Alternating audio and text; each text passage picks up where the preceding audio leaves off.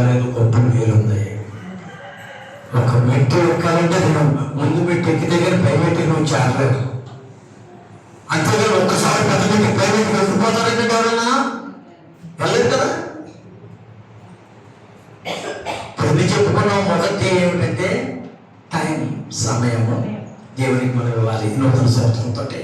రెండవదిగా టెస్టిమనీ, మన సాక్ష్య జీవితం జరుగుతుంది. ప్రభు నన్ను రక్షించుకున్నాడమ్మా, పలానప్పుడు నేను ఇలా బ్రతికేదాన్ని, ఇలా బ్రతికేవాడిని, ఇప్పుడు దేవుని పెట్టిన అయిపోయినమ్మా, దేవుడు నా పట్ల ఎన్నో అద్భుత కార్యాలు చేసిన ఇంకో సాక్ష్య రూపంలో చెప్తున్నానమ్మని నీ సాక్ష్య జీవితం వల్ల ఇతరులు మార్చగలిగే స్తోమత, స్థైర్యము నీకు ఉండాలి ఒక విశ్వాసగా. నెంబర్ 1 సమయము, రెండవది సాక్ష్యము, మూడవది తలాంతు. తలాంతు అనగా దేవుడు మనకి ఇచ్చిన 2 తలాంతులు. ఇప్పుడు చెప్పుకున్నాం కదా, పాటలు పాడే తలంత ఉంటుంది, ప్రార్థన చేసే తలంత ఉంటుంది, పరిచయం చేసే తలంత ఉంటుంది, ఇంకా దేవుని మహిమపరచడానికి వాయిద్యాలు వాయించే తలంతు, ప్రేమించే తలంతు, ఇవన్నీ తలాంతులండి. ఈ తలాంతులు దేవుడు మనకి ఇచ్చిన తలాంతులు దేవుని కొరకు వినియోగించాలి. మరి ఆ తలాంతుల్ని మనము భూమిలో కప్పెట్టకూడదు. భూమిలో కప్పెట్టి ఇందాక అన్నాడు ఏంటి డైలాగు, నువ్వు ఎత్తని చోట అడవని. తర్వాత 4వ టీ ఏమిటంటే టైట్, అనగా 10వ భాగం టైట్. నీ ధనములో ఉన్నటువంటి 10వ భాగము దేవునికి అర్పించాలి. దేవుని పరిచయం కొరకు ఆ 10వ వంతు దేవునికి ఇచ్చేయాలి. అది లేదు కాదు. అది ఇచ్చి నువ్వు దేవుని శోధిస్తే పట్టజాలంత దీవెనలు నీ గృహంలో ఉంటాయి. ఆ పట్టణంలో ఒక ఆయన, ఒక పేదవాడు అనాథగా తిరుగుతూ ఉంటే ఒక తొడగారికి జాలి వచ్చి, బాబు నీకెవరు లేరా? ఎవరు లేదయ్యా, తల్లిదండ్రులు నేను దిక్కుమాలలో ఉన్నాయా, నాతో వస్తావా? వస్తానయ్యా. తీసుకుని వెళ్ళాడట. తీసుకుని వెళ్ళి చక్కగా స్నానం చేయించి మంచి బట్టలు వేసి చక్కగా ఆహారం పెడుతూ చదివిస్తూ తను చేస్తున్నటువంటి వ్యాపారంలో కూడా తీసుకెళ్తుంటేవాడు. ఆయనకి పిల్లలు లేరు. ఎంతో ప్రేమగా పెంచుకుంటుంటే ఆ యజమానుల దగ్గర చూస్తా ఉన్నాడు. ఏమిటంటే అతనికి వచ్చినటువంటి ఆదాయంలో 10వ వంతు ఇవ్వడం కాదు, 10వ వంతు ఇతను తీసుకుని మిగిలినంతా దేవుని సేవకిస్తాడు. రివర్స్. ఆయన చనిపోయే రోజు వచ్చింది. చనిపోయే రోజు వచ్చినప్పుడు ఆ కుర్రవాడిని తెచ్చాడు. నాయన, ఈ ఆస్తి అంతా నీ పేరునే రాశాను, మరి నేను ఇంతవరకు 10వ వంతుని తీసుకునేవాడిని, మిగిలిన 90 వంతులు దేవుడికి ఇచ్చేవాడిని, అదే నువ్వు కంటిన్యూ చేస్తే మన కంపెనీని దేవుడు ఆశీర్వదిస్తాడు అని చెప్పాడు. ఆ కంపెనీ ఏదో కాదండి, పొద్దుటే మనం బ్రష్ మీద అంతా పేస్ట్ పెట్టుకుని కోల్గేట్ తోమకుండా పళ్ళు. ఆ కంపెనీ ఇప్పటికీ కూడా 90 వంతులు దేవునికి సేవకిస్తారు, 10వ వంతు మాత్రమే తీసుకున్నారు. కానీ అంచెలంచెలుగా ప్రపంచంలోనే నెంబర్ 1 స్థానంలో ఉంది అది ఈ కంపెనీ. మీరు నాకు ఇచ్చి శోధించిన కదా, నా మందిరములో ఆహారం ఉన్నట్లు 10వ భాగం మీరు నా మందిరపు ధన నిధిలోనికి తీసుకుని రండి. దీన్ని చేసి మీరు నన్ను శోధించలేరా? నేను ఆకాశపు వాకింగ్లను విప్పి పట్టజాలనంత విస్తారముగా దీవెనలు కుమ్మరిస్తాను. అది సైన్యముల అధిపతియు యెహోవా సెలవిస్తున్నాడట. యెహోవా పట్టజాలని దీవెనలు, ఆయన దీవెనలు వస్తే you are overflowing vessel. నా గిన్నె నిండి పొర్లుచున్నది అంటాడు ఒక ఆయన. ఎవరు? కృపాక్షేమములే నా వెంట వచ్చును అంటాడు.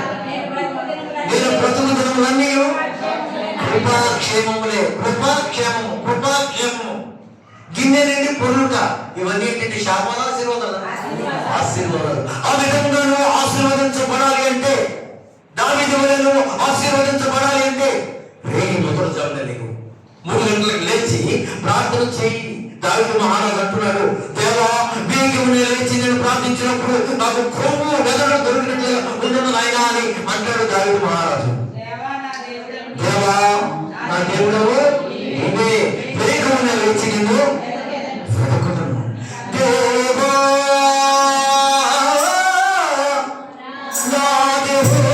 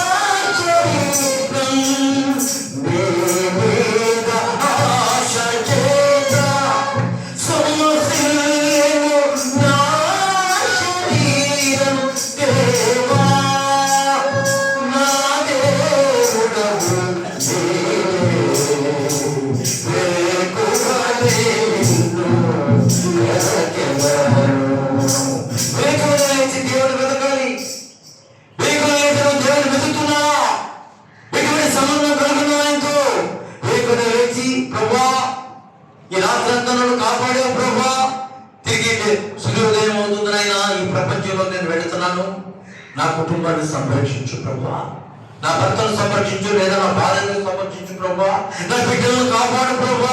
వాళ్ళు బయటికి వెళుతున్నారు, లోపలికి వస్తున్నారు, రాకపోకలు నువ్వు వారికి తోడుగా ఉండాలైనా.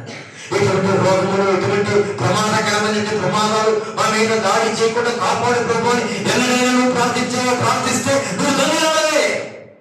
దేవుని మనం ప్రార్థించి మన గృహం చుట్టూ ఒక ప్రాకారం కట్టుకోవాలి, గృహం చుట్టూ ఒక కోట కట్టుకోవాలి, ప్రార్థనా కోట. ఆ కోటలోకి ఏ దుష్టుడు కూడా లోపలికి ప్రవేశించలేడు.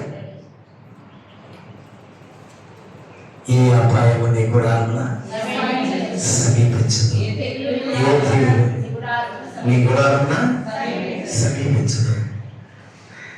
ఆయన నిన్ను కాపాడుటకు తన దూతలకు ఆజ్ఞాపిస్తాడట. తన దూతలకి నీ ప్రక్కన 1000 మంది పడినను, నీ ప్రక్కన 10,000 మంది కూడినను అపాయము నీ వద్దకు రాదు. ఏ తెగులు నీ గుడారమున ప్రవేశించదు.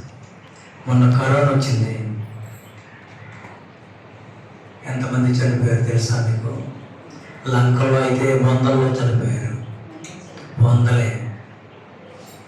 ఈ రోజున మనము కరోనా నుంచి కాపాడబడినామంటే అది ఎవరి దయ? ఆయన కృప, ఆయన దయ. ఏ తెగులు సమీపించనియగా,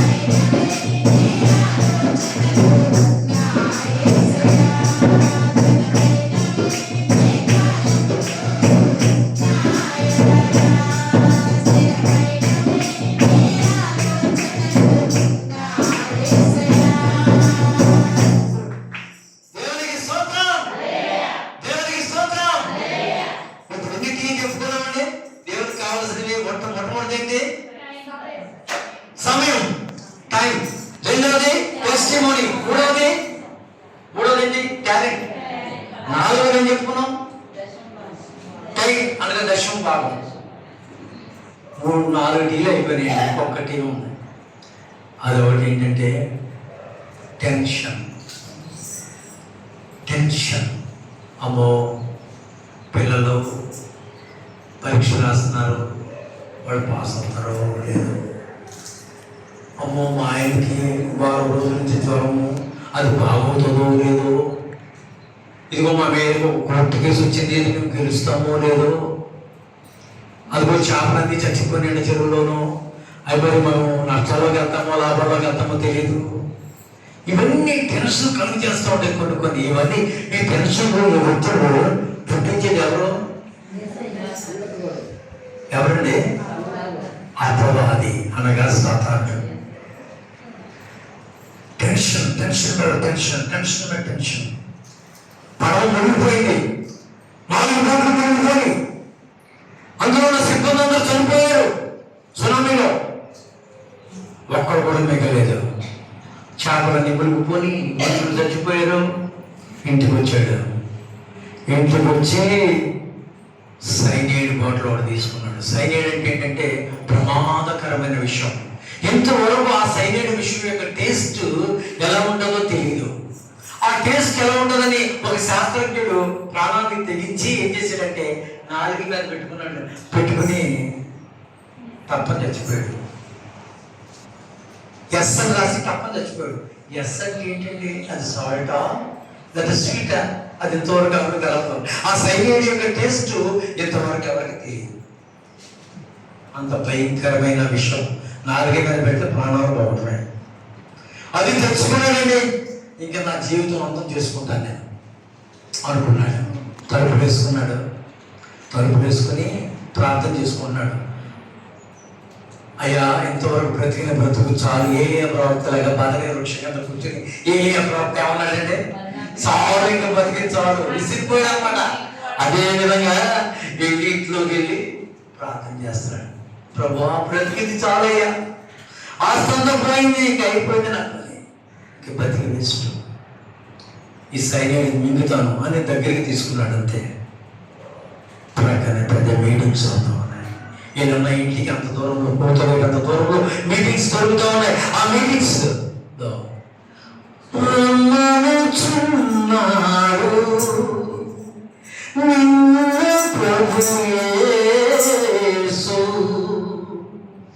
రమ్మనుచున్నాడు.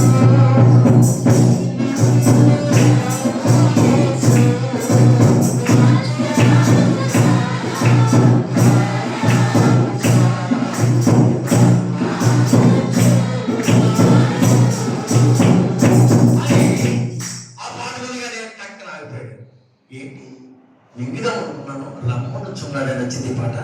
అసలు ఆ మీటింగ్స్ ఏంటో చూద్దాం అని బయలుదేరాడండి. పక్కనే కదా వెళ్ళి ఎక్కడ కూర్చున్నాడు? సీనియర్ లార్డ్స్ ఆఫ్ అందరూ ఎక్కడ కూర్చుంటారంటే ముందు కూర్చోరు, మీటింగ్ లో వెనకాల కూర్చోరు. ఆనరబుల్ సీనియర్ లార్డ్స్ ఆఫ్ అందరూ వెనకాల కూర్చుంటారు. కూర్చుందో ముందు కూర్చోరు. ముందు దేవుని వాక్యాలకి ఎక్కసంగా ఉంటది. అన్ని మనకు తెలుసు అనుకుంటారు చాలా. నేను కూడా చదువుకునే రోజుల్లో లాస్ట్ బెంచ్ లార్డ్స్ ఆఫ్ ఎవరున్నారా అనేవాడు మా master. Last bench lords of. అలాగే పాఠాలంటే రాలేదా మీరు? వెనకాల బెంచ్లు కూర్చొని ఆడపట్టించడానికి ఉన్నారు రానివాడు మా మాస్టర్. అలాగే ఆ వెనకాల కూర్చున్నవాడు పని ఏంటంటే, అర్జుడు అసలు వాక్యం వినో, అర్జుడు